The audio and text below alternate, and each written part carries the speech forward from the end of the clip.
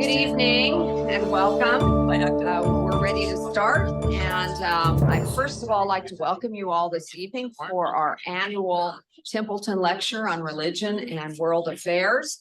For those of you who don't know me, I'm Raleigh Flynn. I'm the president of the Foreign Policy Research Institute, and I'm very delighted tonight to have Dr. Ari Gordon here with us tonight. Before we get started, let me just say a few things about the Templeton Lecture, which has become one of FPRI's enduring traditions. It's been going on since 1996, when we received a very generous gift from Dr. John M. Templeton, Jr., MD. And this will be our 27th Templeton Lecture. We welcome not only you here in our audience today, but we also have a Zoom audience at home listening in as well. Jack Templeton was the president of the John Templeton Foundation, and he had a decades-long association with FPRI. He was the vice chair of FPRI's board of trustees for many years. He, along with his beloved wife, Pina Templeton, whom I think many of you may know, provided critical support to FPRI for many, many years. And we're deeply grateful to them both, and to the Templeton family and the Psalm 103 Foundation for their ongoing support of FPRI. Before we get started, for those of you, and I think there are a few of you who aren't familiar with FPRI, we're going to play a very short video.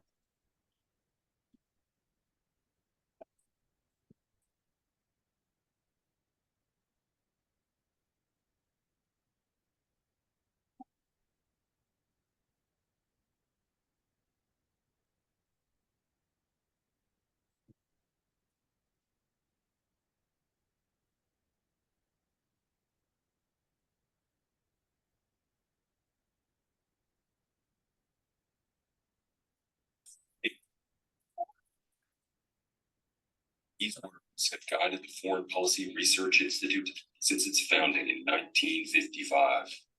FPRI provides trustworthy, evidence-driven information to U.S. policymakers and the American people so that they can evaluate the challenges and opportunities before our nation and craft the most effective foreign policy possible.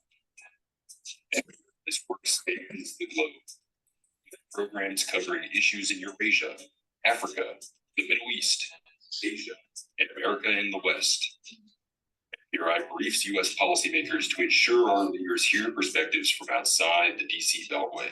FPRI experts facilitate dialogue between U.S. officials and our allies so that we can better align our efforts and overcome international challenges together. FPRI's educational content for the public cuts through misinformation, informs people about the foreign policy issues relevant to their lives, and provides opportunities to directly interact with leading experts.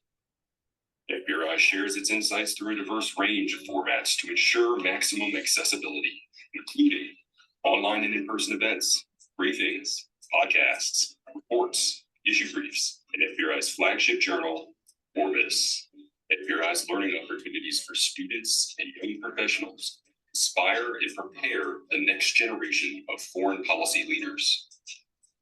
A nation must think before it acts, and FPRI provides our nation with the tools to do so.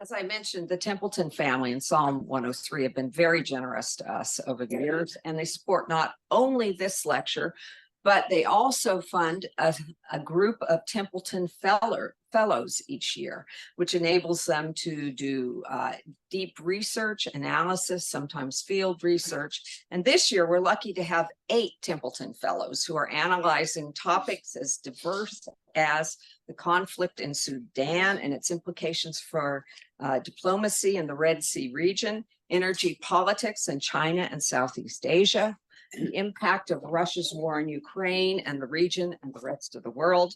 And we have one Templeton Fellow who's been instrumental in developing and managing a college-level management course for Ukrainian students whose educations have been disrupted over the past. This course has been offered. This is the second fall. We offered it last fall as well. So simply put, we really would not be the institution we are today without the help of the Templeton family. So we are very, very grateful. This year, we're very fortunate to have Dr. Ari Gordon. He's going to be talking about the use and the abuse of interfaith relations and world affairs. I think I got that right. Okay. Dr. Gordon is the director of the Muslim-Jewish Relations for the American Jewish Committee, AJC, where he builds partnerships between Jews and Muslims, enabling them to work together on issues of common concern, fostering productive engagement on issues of difference. His work is based on the premise that healthy Muslim-Jewish relations help both communities and strengthens the democratic fabric of our world. He's a master teacher who lectures regularly in academic Jewish and multi-faith settings on Judaism, the history of interreligious relations, and religion in the world today.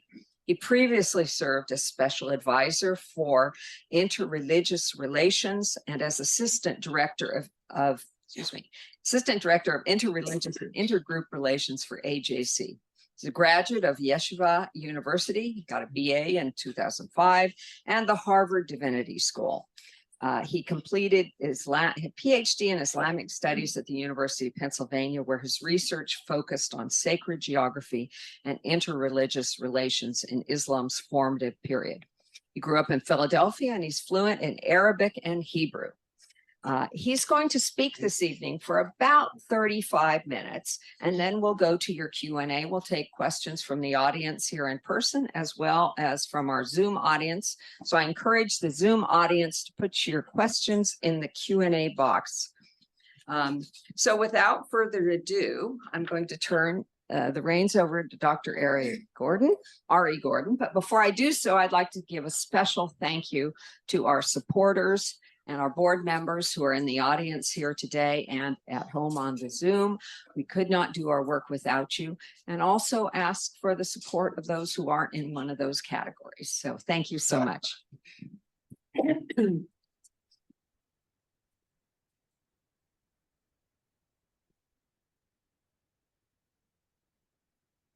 Good evening.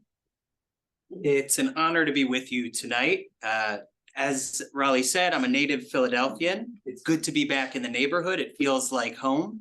My mother, who's here tonight, has been living in Philadelphia for 40 years, and I know you real Philadelphians will say welcome to the neighborhood. But here we are. I'm grateful to FPRI for hosting the Templeton Lecture each year, not just this year. As our understanding of religion and foreign policy is still in formation in the world today, the scholarship and cutting-edge thinking that this lecture has enabled informs all of us who are doing work in the field. On a personal note, it's moving to be speaking at an institute that was once directed by Dr. Harvey Sickerman, who's a family friend and a fellow member, community member at Lower Merion Synagogue, and he's deeply missed and well remembered. The whole time. But that's a particular honor, and it's been great to work with you, Raleigh, and under your capable and inspired leadership, we're all learning from FPRI and a nation that's learning to think so we can act, as we saw it. I also want to say a word about the Templeton family, since my own formation as an interfaith professional and as a religious person in the world has been formed and informed by the work that they've done and continue to do. Sir John always recognized the power of spiritualities of various kinds to transform the lives of individuals and whole societies. Dr. Jack Templeton carried on the work. He modeled actually that being a devout religious person does not preclude contributing to the world around you in powerful ways, as he demonstrated at Children's Hospital, elevating the infinite worth of every individual. And now, as I've seen under the leadership of the next generation, with Heather and Jennifer taking the mission into an increasingly dynamic, pluralistic, and diverse world, maintaining that the most effective ideas are often those that cross fields. And all of those themes, the transformative power of religion, the ability to approach people of other cultures with humility and with dignity, and boundary crossing work are all central to tonight's talk. So let's dive in. I'm here tonight not as a foreign policy expert, as a political scientist, but as an interfaith practitioner. My graduate work up the road at UPenn was in Arabic and the history of early Islam and its relationship with other faith traditions. There I had the privilege to study and teach with Dr. Jim Ryan, FPRI's Director of Research, whom you're blessed to have in that role. And today I work at American Jewish Committee. As you heard, my colleagues, Marcia Bronstein, Hillary Levine, Andy Phyllis, and others are in the room, where I get to dedicate my time to building bridges between the Jewish people and the Muslim world. At AJC, we say that our goal in this area is nothing short of the transformation of Muslim-Jewish relations in the 21st century, as we saw and helped to contribute to the transformation of Christian-Jewish relations in the 20th century. We believe that transforming a conflicted relationship, even a bilateral one, and shifting an interreligious dynamic in that way can contribute to global stability and the welfare of all peoples and nations, regardless of background. But what I hope to share today flows from that work. So you're going to hear a lot about the Muslim-Jewish work and that space and how it's come into world affairs. It's not to the exclusion of other faith traditions. Others will come into the conversation as well. But what I'm sharing is something that sits with me day in, day out. I see and experience a world where interfaith relations, the building of ties across identity lines of faith, is increasingly interwoven with global affairs. It's supported by political leaders and it's informing and shaping state policy more and more. In one sense, this confluence presents an incredible opportunity. Policymakers can approach their work with new insights, with cultural sensitivities they didn't have before. State-to-state ties that are vulnerable, built on weak or thin agreements and treaties, they might become more resilient with the addition of an interreligious component. And in areas of conflict, previously unexplored channels for soft diplomacy in this venue can be activated. Sounds wonderful. Take dialogue out of the living room. There's nothing wrong with living room dialogue. Everyone should get involved in an interfaith living room dialogue. Know your neighbor. There's nothing wrong with it, but in this world where interreligious affairs has come onto the global stage, the opportunities are promising. On the other hand, there's a risk that if religion and interfaith work becomes an instrument of political leaders, that it might be stripped of its countercultural and prophetic voice. It's awfully difficult to speak truth to power when it's that power that's elevating you and supporting your platform. Likewise, if faith leaders and interfaith initiatives become mere implements to advance policy goals, what happens to the spirituality and the transformative power of religion that Sir John and the Templeton family so rightly championed? And finally, if crossing lines of faith can be used towards constructive ends as a tool, that tool is equally available in the hands of despots, dictators, and tyrants to abuse as well. So I ask myself a lot, and I'm grateful to have the privilege to think out loud with you. And I'm looking forward to our discussion and questions because these ideas are very much in formation for all of us as a planet. But the question I want to ask is, when is the use of interreligious engagement in world affairs extending that olive branch, genuinely advancing peace between peoples? And when is it a mere fig leaf, a political abuse of symbolism being used to cover up evil, advance corruption, or justify violence? So this talk has three premises. I'm upside down. 3 propositions. If you only walk out with one of them, I'll consider it a success, but I think I'd like to convince you of all 3. The first is that interreligious relations have entered or re-entered the world of global diplomacy in a way that they weren't before. The second, as interreligious activity becomes a tool of international relations, it can be used towards both constructive and destructive ends. And finally, that ensuring the constructive use of interreligious ties in world affairs and countering its abuse requires a few elements. Now, each of us might think of different elements. I'm teasing out these 3: principled pragmatism, trust, and theological humility as points on the compass, the moral compass that might guide us through these messy and sometimes muddy waters. So let's begin with the first premise. Interreligious relations have re-entered the world of global diplomacy. And before we get there, I want to say a word about the way that religion has re-emerged in world affairs. And I told you I'm a proud Philadelphian, so you'll forgive me that we're going to start with a couple of my favorite cartoons from the New Yorker. Why did religion get left out?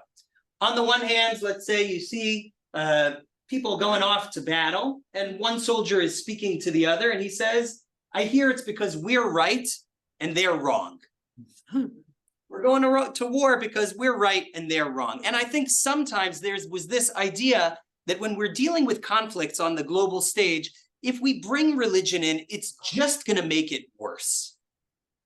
That religion has these absolute rights and wrongs, uncompromising positions. If we bring it in to try to resolve conflicts, they're going to be more dug in. And it's true that study after study does show that there can be more violence and more entrenched issues when a conflict takes on an identity valence. But then it also must be true that religion can be used to untie that knot. On the other hand, this other cartoon where you see a couple of scientists with wonderful equations, and in the middle, the blackboard says, then a miracle occurs.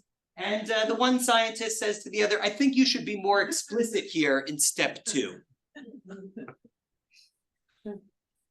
And sometimes one got the sense that bringing religion in is not going to play by the rules that diplomats play by.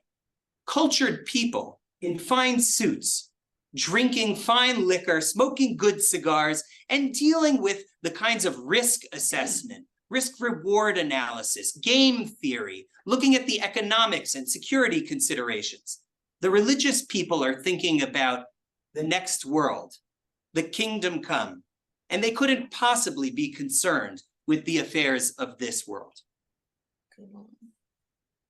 Now, there was a time when if you tried to tease out these 2 areas as separate fields, religion and global diplomacy, it would have been absurd and nonsensical.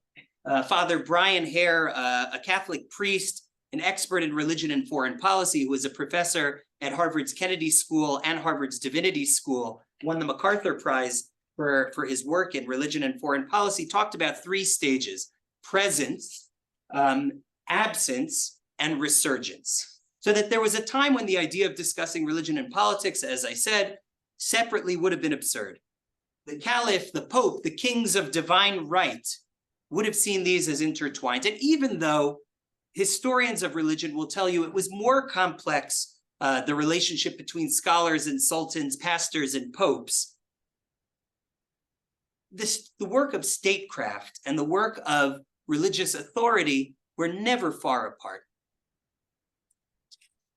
Scholars like Hare and another Templeton lecturer, Walter McDougall, would say that changed in 1648 in the Treaty of Westphalia. And I think he gave a nice long lecture about the Treaty of Westphalia, which I won't do tonight because I couldn't do it justice. But saw this as a watershed moment where international relations as we know it emerged in the West.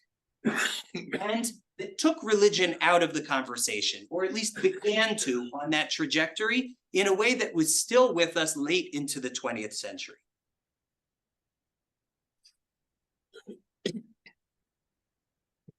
The issue was that when we took religion out and saw religious leaders as only part of the problem only as part of the problem, we couldn't involve them in the work of building solutions. When religion was a motivator in the lives of so many people.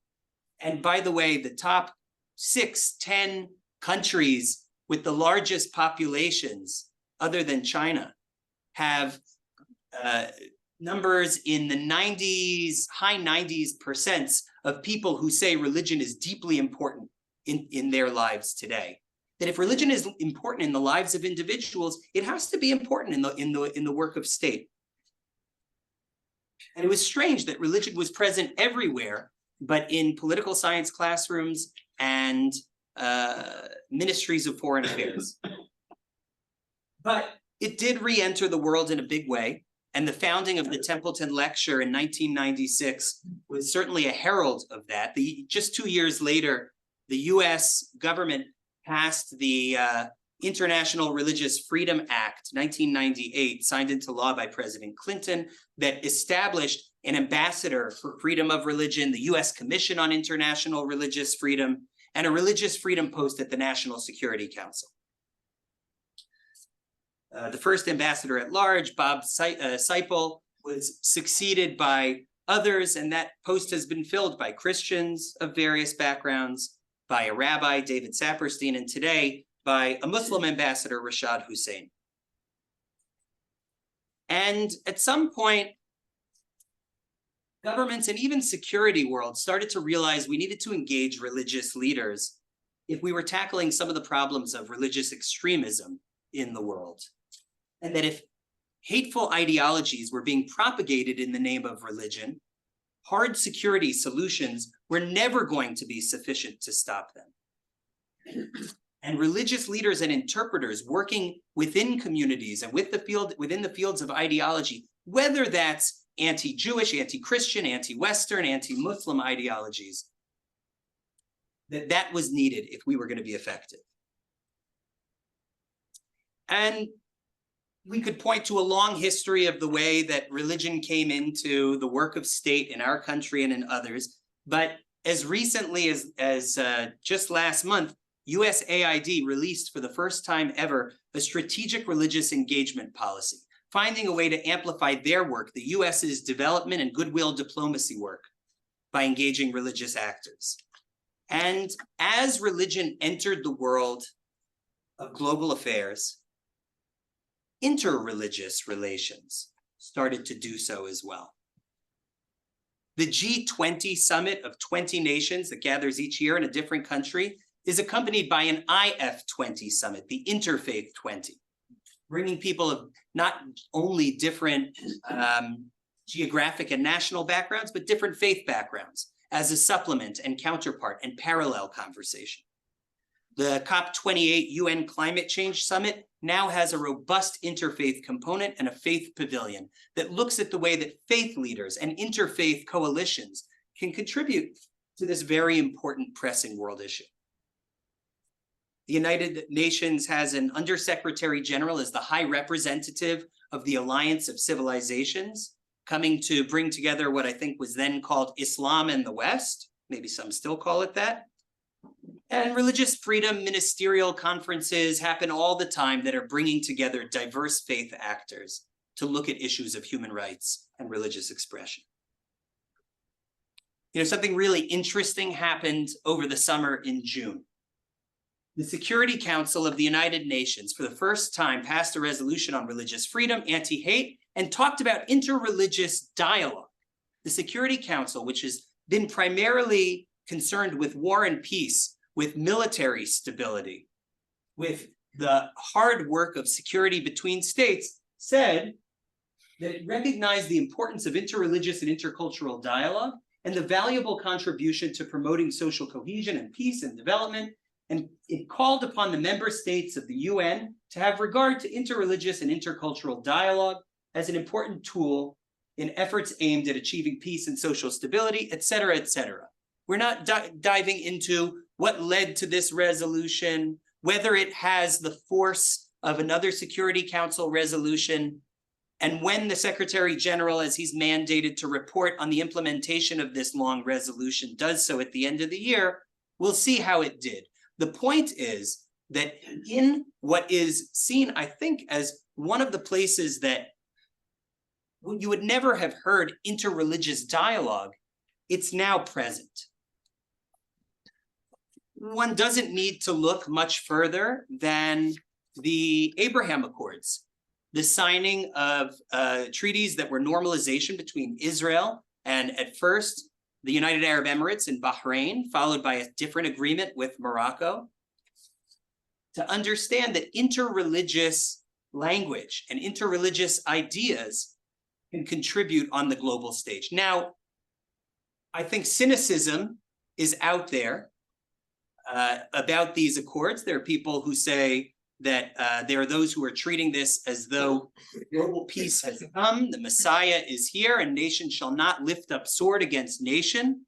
And that's okay. I think cynicism is warranted at times, but it's certainly true that without forerunners in interreligious dialogue, like my AJC colleagues, Rabbi David Rosen, another Templeton lecturer, Jason Isaacson, Rabbi Noam Marins, and others, laying a groundwork of trust, the political conversations that needed to happen would not have existed. And it's also true that had that language of reconciliation not been there, it would have been difficult for a world to absorb and accept a transformed relationship that previously had a narrative of mutual demonization. And so it's interesting to note that in a diplomatic treaty, in the preamble, fifth line, recognizing that the Arab and Jewish peoples are descendants of a common ancestor, Abraham, and inspired in that spirit to foster in the Middle East a reality in which Muslims, Jews, Christians, and peoples of all faiths,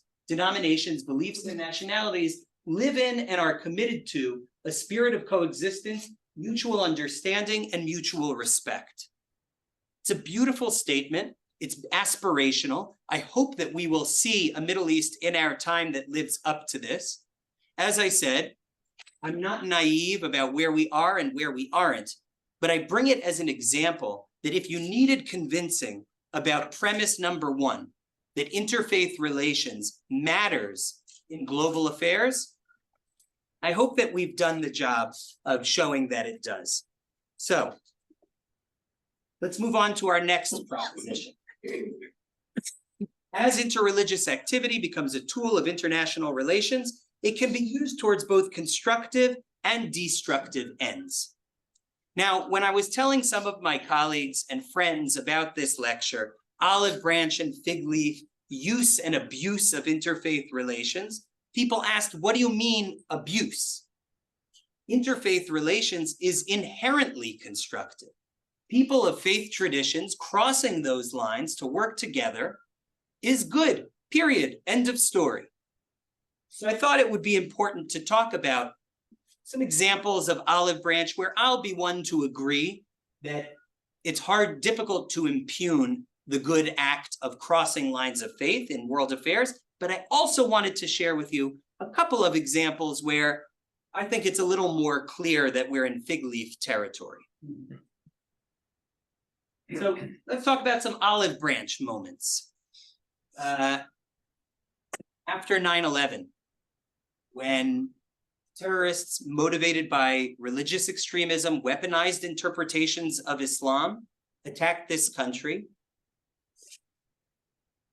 there was, those of us who remember, in the days after, there was a backlash as well against American citizens who were Muslim, some who were Sikh, because many did not understand that it was a different religion, and Sikhs were being targeted as well. And in that moment, for a political leader of this country, it would have been easy to just go with that sentiment with a sharp, strong response. But just days after the Twin Towers came down, George W. Bush visited a mosque. The first time in history a US president did that in Washington, D.C. And he talked about Americans as friends, Muslims as friends, as tax-paying American citizens. He said these acts of violence against innocents violate the fundamental tenets of the Islamic faith, and it's important for my fellow Americans to understand that. And he said this was not the true face of Islam that he saw among so many. Now, there are many policies that his government implemented that many of our Muslim friends and many people of conscience would take issue with. But I just pulled up this moment, which came with political risk, no doubt, and which I believe almost certainly saved lives, was an olive branch moment, and I would defend that. Another olive branch moment. A group, this is Condoleezza Rice, Secretary of State, meeting with religious leaders in Jerusalem, a group called the Council of Religious Institutions of the Holy Land, where delegations of the chief rabbinate of the State of Israel, the heads of Christian churches in Israel itself, as well as the Palestinian territories, the head of the Palestinian Waqf religious endowment, all came together in the early 2000s, in the wake of the Second Intifada, to condemn religious violence from any source. And they condemned acts of Jewish extremism, of Muslim extremism. I don't remember if there were Christian acts of extremism, but they were open and they were equal opportunity. And Condoleezza Rice, on a visit to Israel, I think it was 06 or 07, met with this group and said, you have to come to Washington. It was believed that one of the failures and breakdowns of the Oslo Peace Accord was in part because it was a deal between secular leaders and it wasn't sold to religious actors because religious leaders were not involved as validators, as guides. And she brought them to Washington, D.C. and to inform or to be a forerunner for the Annapolis process, which didn't ultimately bear fruit. But the idea that Israelis and Palestinians who had a lot to lose sitting at the same table together would come together to support a peace process, I see that as an olive branch moment. There's always room for cynicism. And I know the topics we're talking about can be heated, and especially in this moment. But in that moment, I want to uphold it as an olive branch. Another initiative I'd like to talk about is a homegrown American initiative, the Multi-Faith Neighbors Network, actually a group that enjoys the support of the Templeton Religious Trust, led by an evangelical pastor, Bob Roberts, along with a Sunni Muslim imam, Muhammad Majid, and Rabbi David Saperstein, a former US ambassador for religious freedom. They bring together rabbis, pastors, and imams in cities around the country, building social cohesion, and the model is one that should be studied. But this model is one that they've started to export. And they've been in Pakistan and Uzbekistan, and this picture in Sudan, a place that's been really troubled by conflict and military issues and all kinds of human rights violations in recent years. But the identity lines between Christians and Muslims have been so tense that Americans coming in with our good old-fashioned neighborhood interfaith relations actually has the ability to advance the work of peace building. And I think it's hard to impugn this as anything but an olive branch moment. Okay, all very nice. And we could think of many, many, many more olive branches. What about the fig leaves? What about the abuses of interfaith relations? There are many places where we could ask questions. I think there's more gray areas than black and white. Maybe you'll agree that some of these are black and white, and maybe you won't. The first one I'm going to say is a letter that came out recently where the Grand Mufti of Jerusalem, Haj Amin al-Husseini, who had a relationship with Adolf Hitler, who supported Muslim troops working for the Nazi Waffen-SS, who was one of the propagandist agents after World War II, after the announcement of the establishment of two states in the Middle East, an Arab and a Jewish state. He wrote a letter to Pope Pius asking him to oppose the Jewish state. And if you look at the language, some of it is about brothers in faith. It's about protesting against those ideas that are damaging to all religions. And he doesn't name it exactly, but he's using this Christian-Muslim brothers in faith model as a tool to suppress and to push away and to continue an anti-Semitic idea. I think that the narratives in history about Haj Amin al-Husseini get exaggerated, and it is not the only Muslim story to tell about the Holocaust. We should also tell the stories about the righteous among the nations, Muslims who saved Jews, We should talk about the king of Morocco, who refused to give up Jews, saying they are all my citizens, and many, many other stories. But to me, this is a fig leaf. It's not a genuine use of interfaith relations. It's advancing a bad, politically violent end using interfaith ties. Another one, Neturei Karta rabbis in Iran for anti-terrorism conference. The Neturei Karta is an extremist Jewish group, very small, representative of a Hasidic ultra-Orthodox sect. Their entire sect is not in their camp, but there is this small group that is anti-Zionist and believes that the state should not exist and is willing to be out there in every setting that they can to get the attention for their wording. They say other Jews aren't Jews. They're doing all of these kinds of things. And they attended Ahmadinejad's Holocaust denial conference before. And here they were at another conference in Iran about anti-terrorism. To me, now never mind that they're only 0.02% of the Jewish population.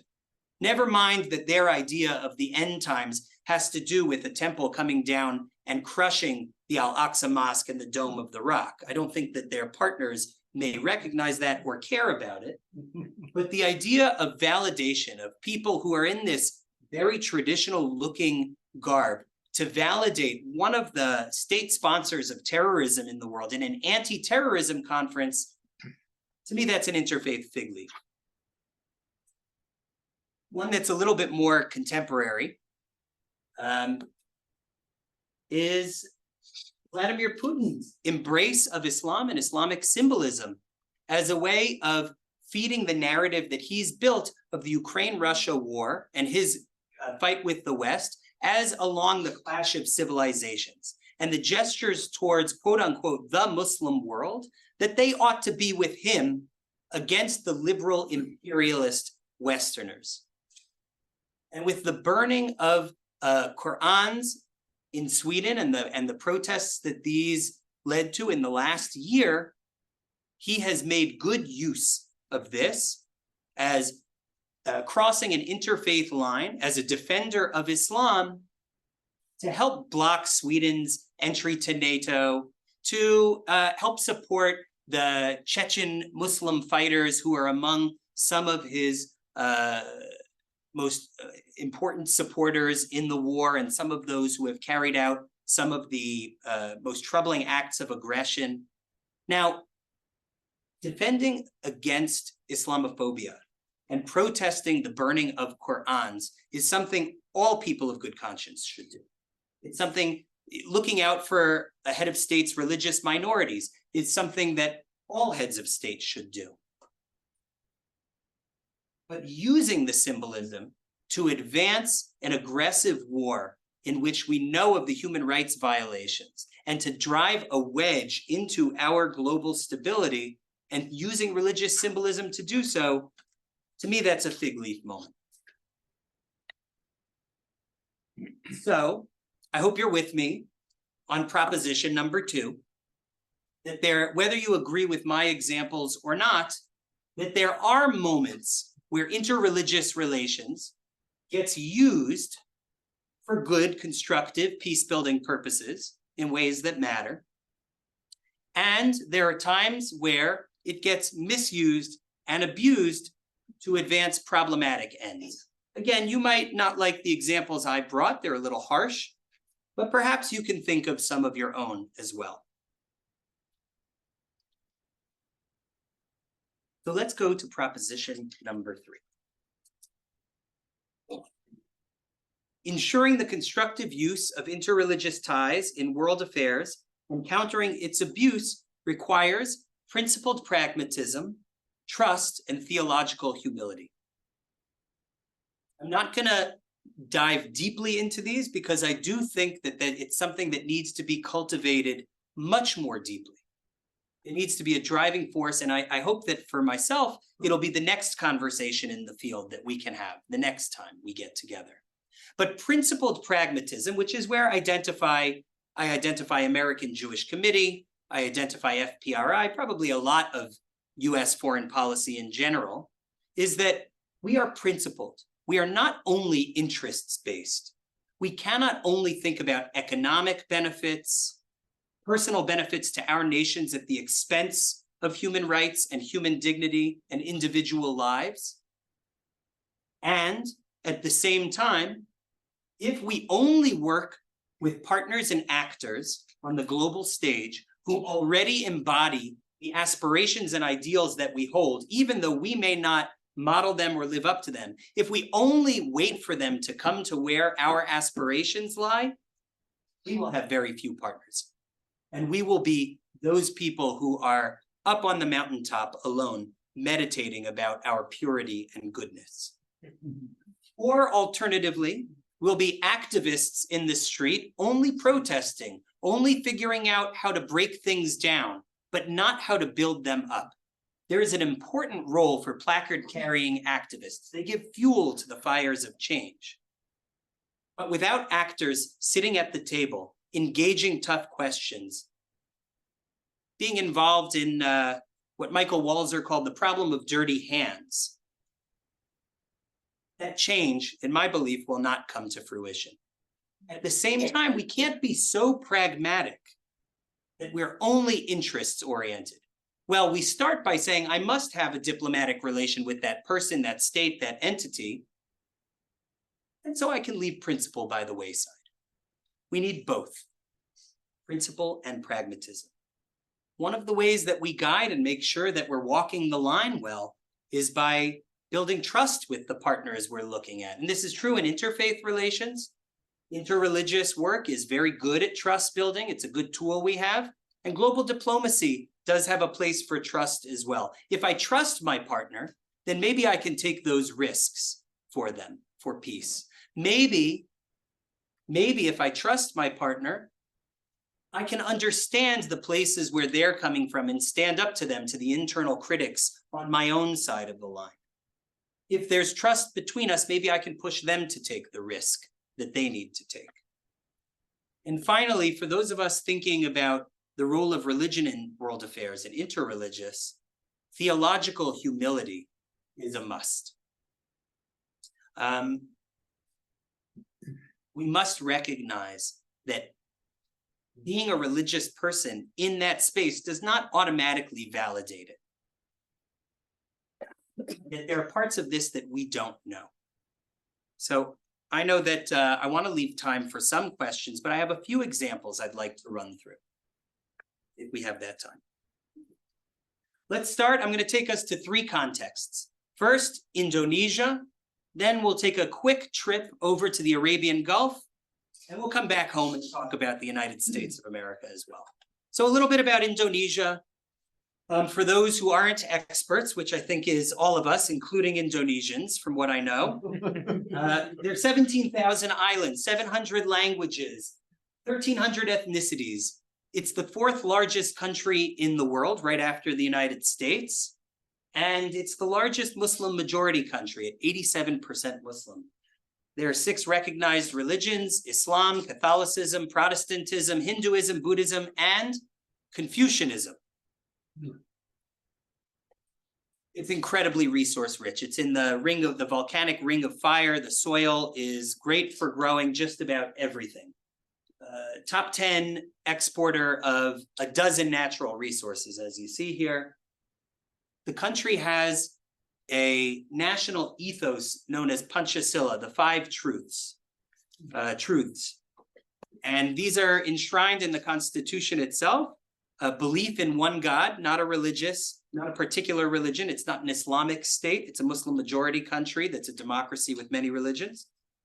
A commitment to just and civilized humanity. The unity of Indonesia. Democracy guided by the wisdom of the inherent wisdom of the consensus emerging from representatives of the people, and social justice for all the people of Indonesia.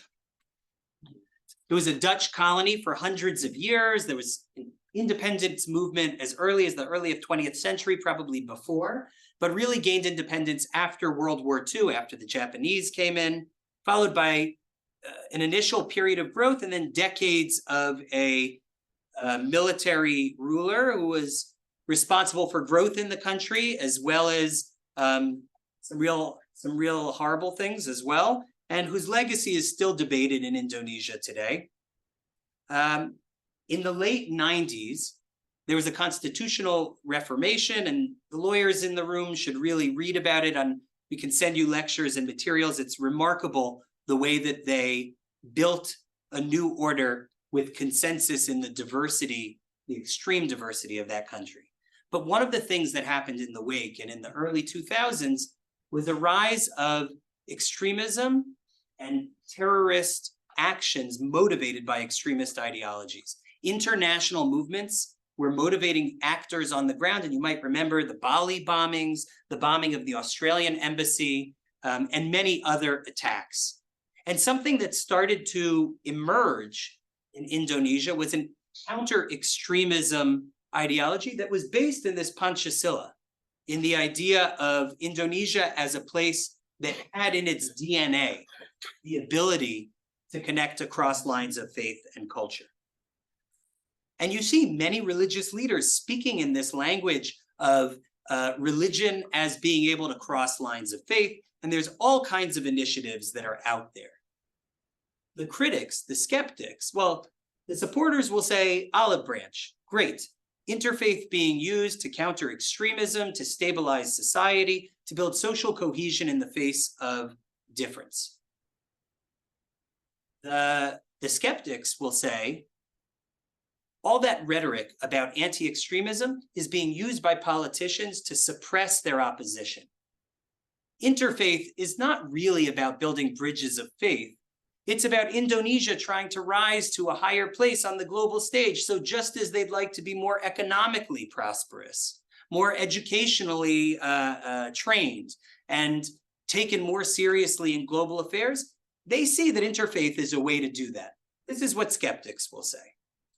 AJC is not in the camp of skeptics. We work with an amazing institute called the Lemina Institute on a program called Cross-Cultural Religious Literacy. The Lemina Institute is an Indonesian group that's working on responsible citizenship and plural society. Should look them up and learn more about them, led by their executive director, Matthias Ho, with great advising and support from another Templeton lecturer, Chris Seipel.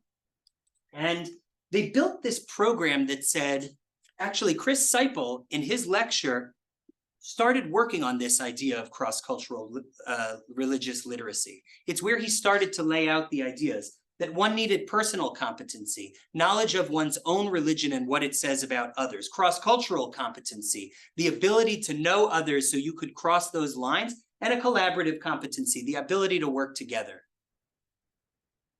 AJC has been able to join as teaching a Jewish component of an online certificate training program in cross-cultural religious literacy to K through 12 madrasa teachers, religious school teachers.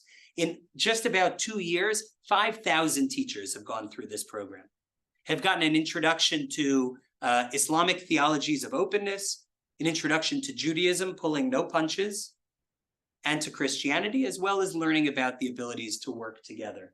We've also done some programs within Indonesia. This picture, where we're talking about some serious issues, Islamophobia and anti-Semitism, is at one of the state institutions, the Istiqlal Mosque, the National Mosque of Indonesia.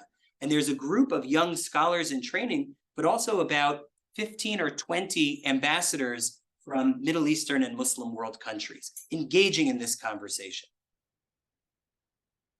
How do I know that I'm not engaged in fig leaf work, that I'm engaged in olive branch work?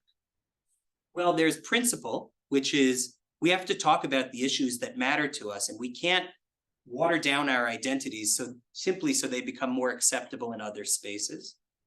But there's pragmatism. You have to learn how to do that. If you're coming to a completely different context, a different part of the world, you have to know how to speak in ways that can be heard and understood. And you have to listen so that you hear and understand. And of course, trust when you find partners who you can work with that you know are helping you navigate towards the same values and the same ends.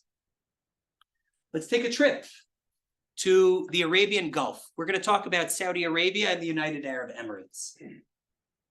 We're not going to get into long histories, but you know that starting in the early and mid 20th century, The US started paying real close attention to some of these countries with the discovery of oil. The Aramco company, which is a partnership between the US and Saudi Arabia, signed its first deal in 1933.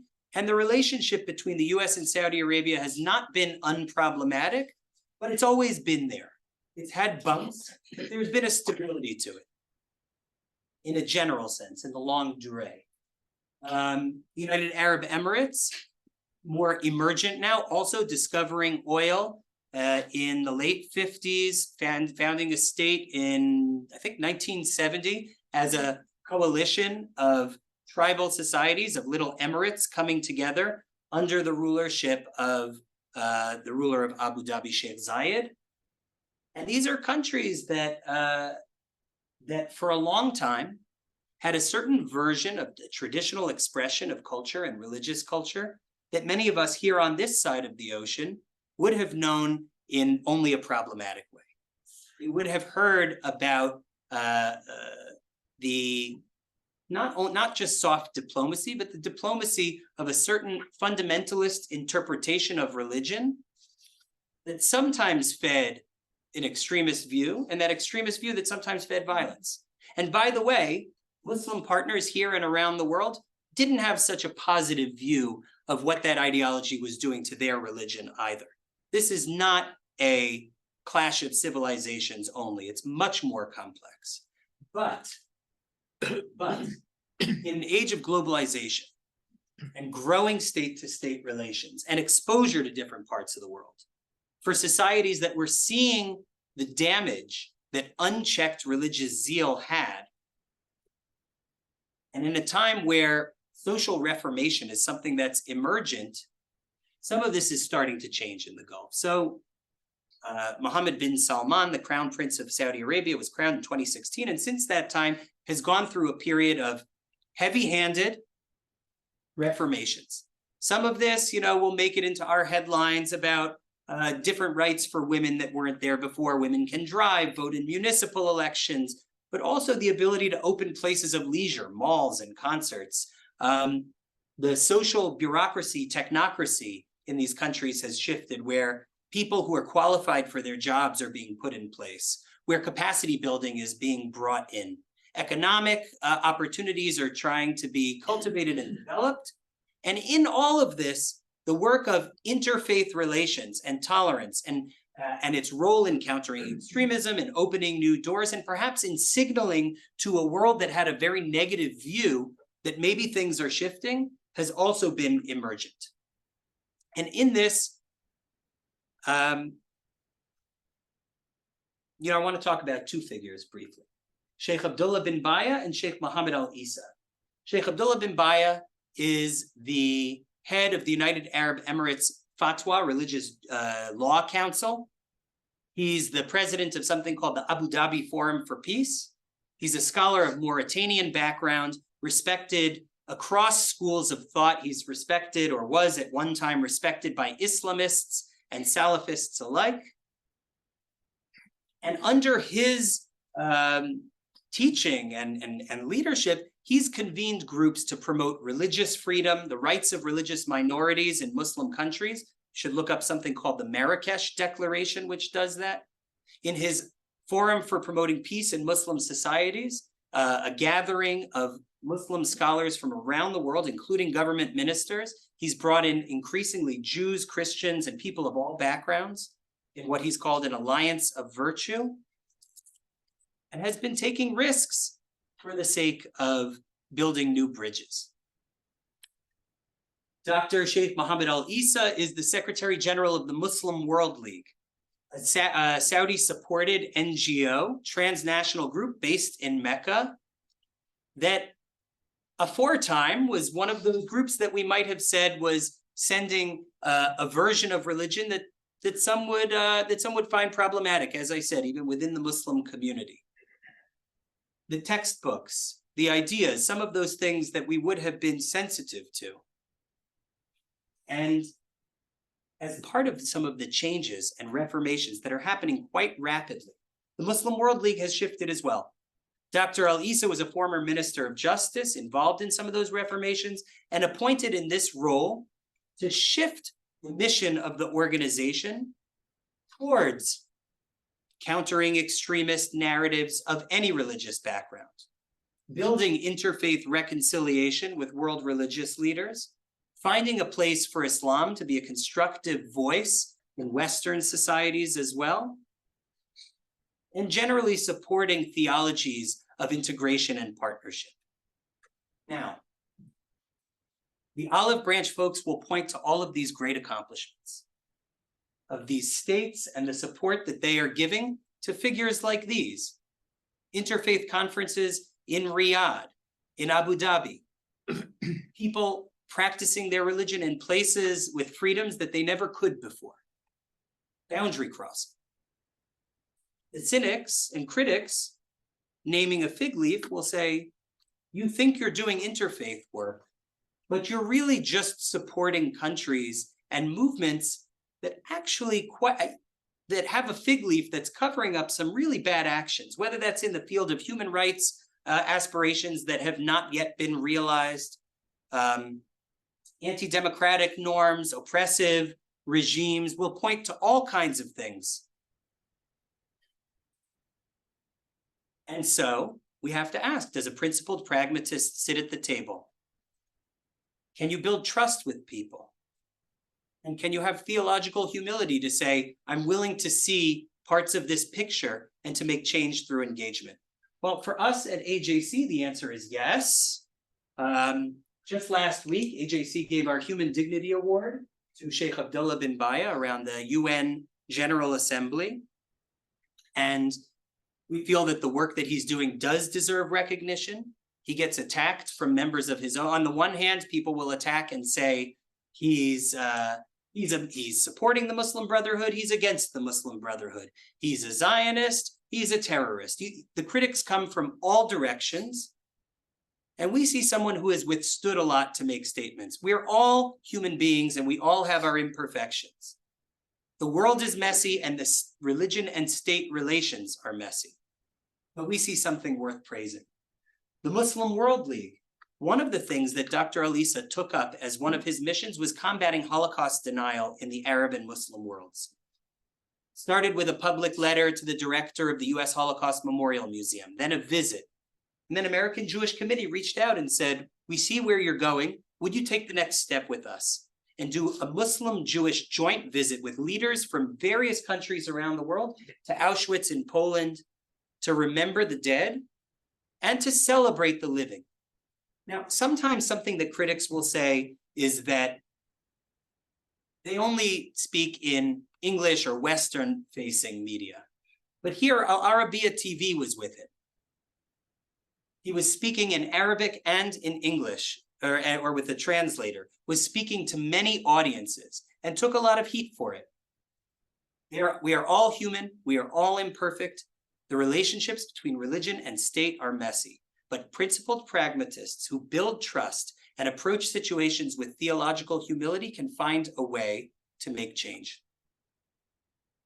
Let's travel back to our home country, the United States of America. On the great seal of this nation, we say, e pluribus unum, out of many one. We love our diversity, and we believe that we can come up with a version of we out of the many ones that we are.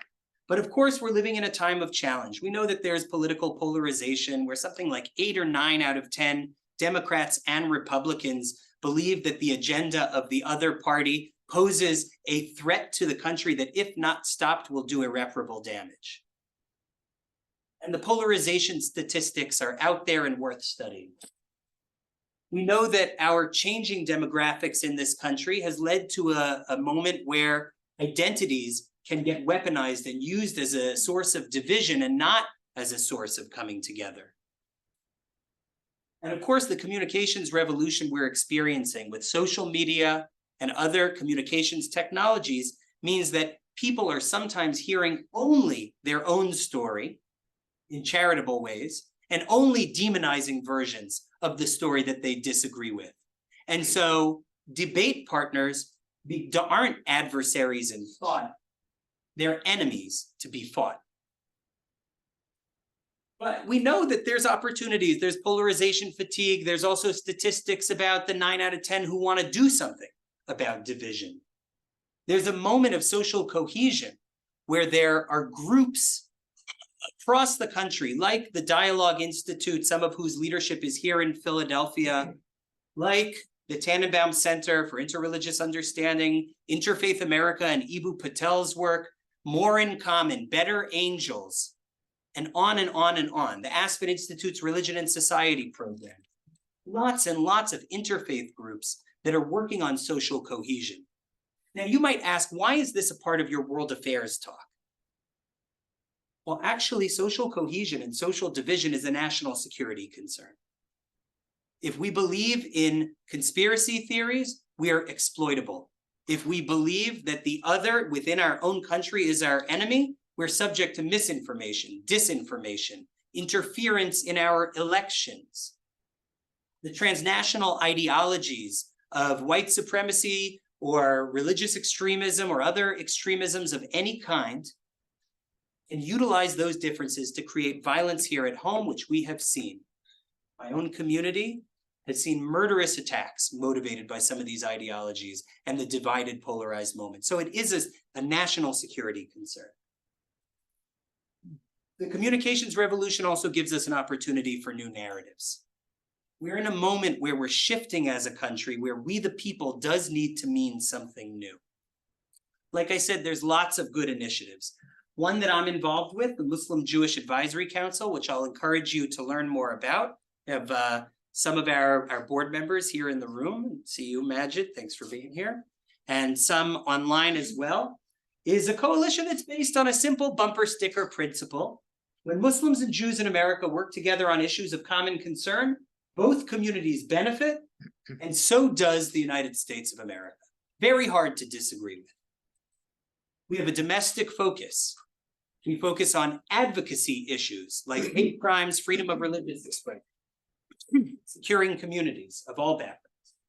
A bipartisan commitment, we won't support a bill that doesn't have a co-sponsor, at least one from each party. And we have multi-sector membership. We love rabbis and imams. They should live and be well. We love dialogue. It's important. Many leaders in dialogue and leaders of communities sit at our table. But those can't be the only actors. We need policy leaders, entertainers and culture shapers. Our co-chairs are two CEOs of Fortune 500 companies in America. Stanley Bergman, the CEO of Henry Schein, and Farouk Kathwari, the CEO of Ethan Allen Interiors, a Muslim and a Jew dedicated to fixing some of these divides. And we've seen success. There are bills that have been passed that are written now where Democrats and Republicans work together because Muslims and Jews sat together and asked them to.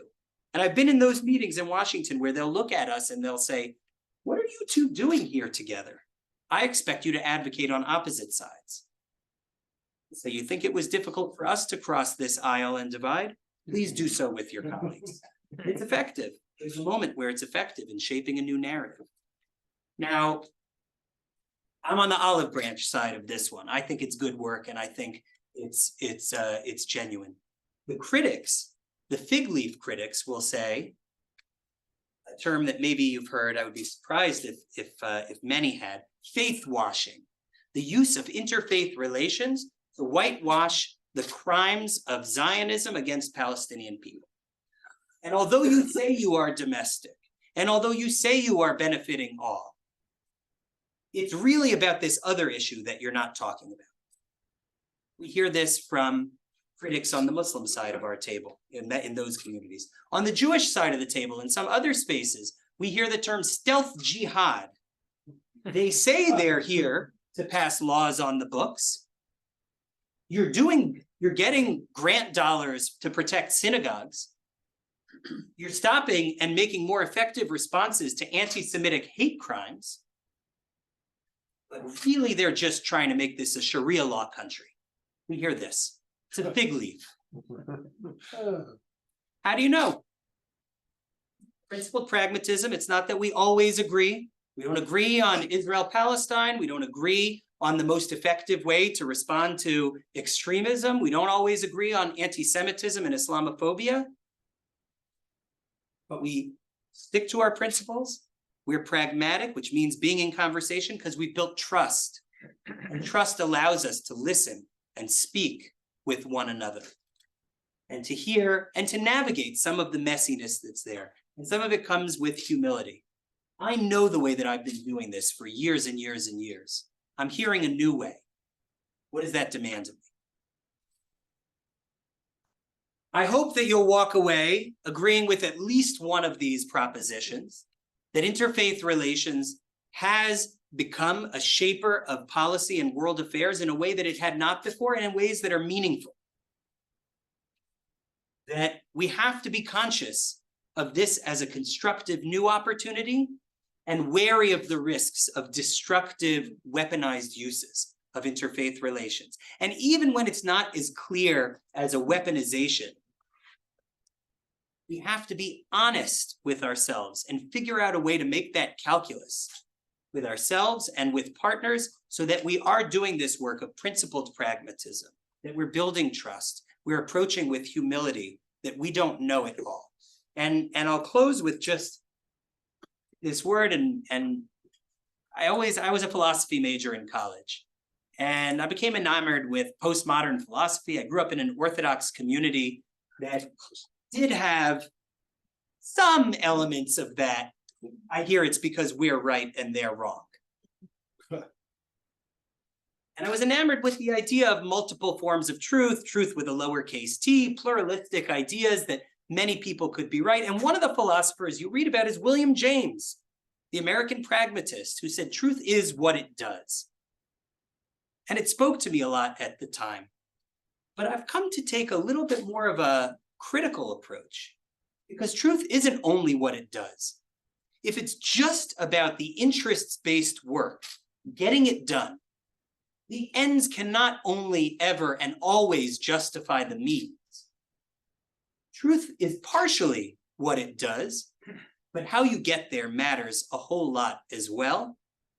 And so I hope that you'll think more about this. You won't dismiss interfaith relations as irrelevant or naive or simply as a tool for power. That you'll think about recognizing good uses and bad uses.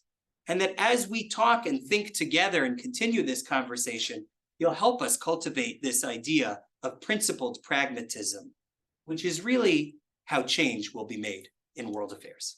Thank you.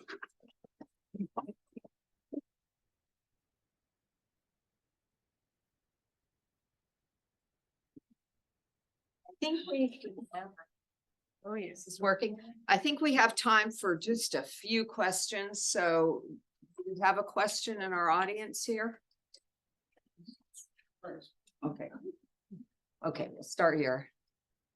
You might not feel equipped to answer this, but when the Pope's recent visit to Mongolia was in the news, and it wasn't very deeply addressed, it just didn't compute to me completely. I mean, the guy is frail and old, so to make a trip like that, I'm just curious, what kind of thoughts were percolating in your head with regard to what he was really hoping to push?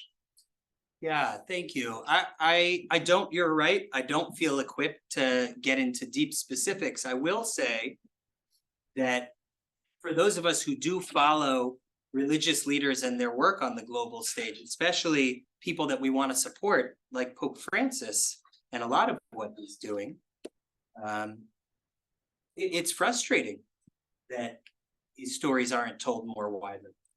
We haven't reached the end where what I'm arguing here is widely accepted.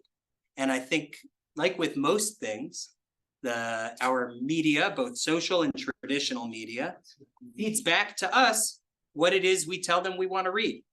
So I think as we want to hear more of those stories and recognize the power and importance of a global leader of 1 billion adherents does in crossing that boundary, I hope we'll all pay more attention.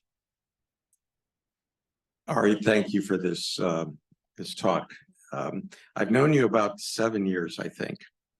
And you talk about how interfaith work can affect change in the world. I'd like to hear you describe how this work has changed you.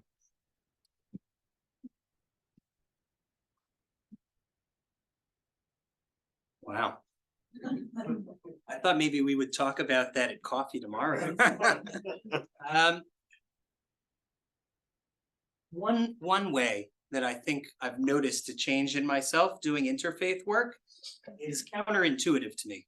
I would have thought that I would cultivate my cynical side a little bit more. Working, and I think I tried to bring some of that cynicism out here in the world, because in our work, in any boundary crossing work, we face a lot of criticism, a lot of cynics. It's easy to get bogged down in the cynical approaches, but I have found that I've become a much greater optimist. And partially it's working with people who are committed to the same ends, who are taking risks, who are taking arrows to be able to sit at the table. Some of it is, there are times where, especially in Muslim Jewish work, especially when conflict and tensions are so high in Israeli-Palestinian relations, and we could characterize the relationship as conflict and not anything else, people are so despondent who are doing this work. And when I see large groups of people despondent about something, I just don't think that can be correct. If everybody sees it one way, there's got to be another way to see it. And seeing people who sit at the table, despite the fact that it's hard, has made me a real optimist in many ways. Do we have another question?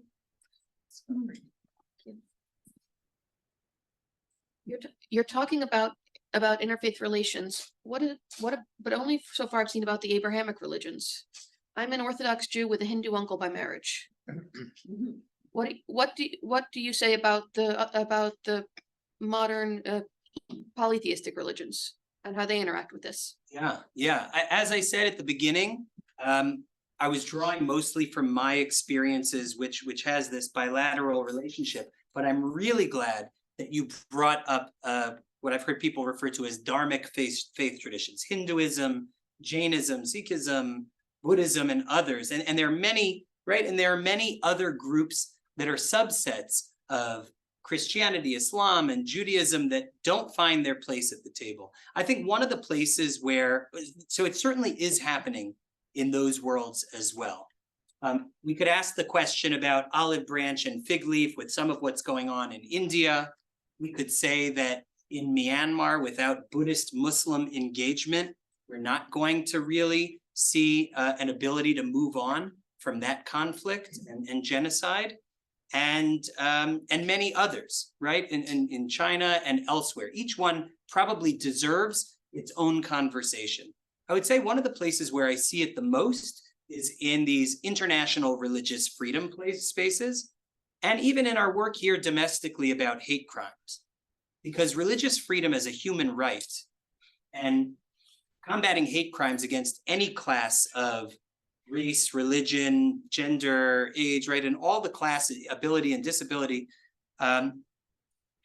these don't just look at one faith tradition.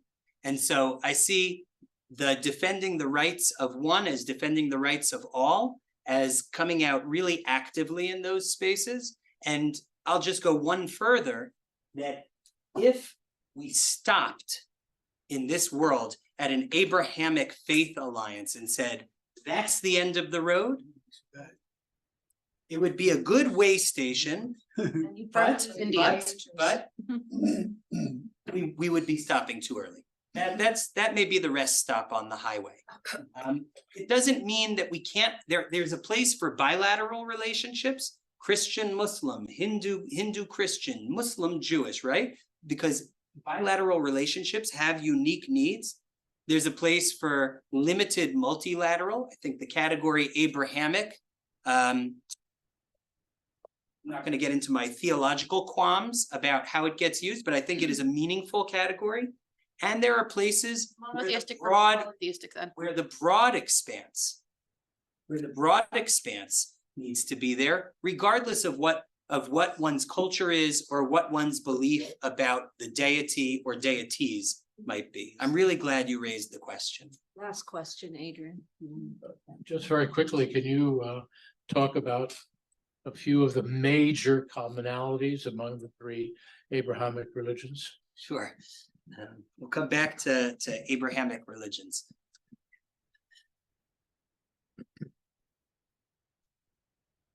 You know, afterwards, I'll send you my dissertation, which teases out a whole bunch of these. Will give you hundreds of pages to read. But there are certain theological premises that are in common and may not be exclusive to Abrahamic faiths. The idea that we, human beings, in our existence is not the end, right? That need for humility that comes from the idea of having been created and not being the sole creator.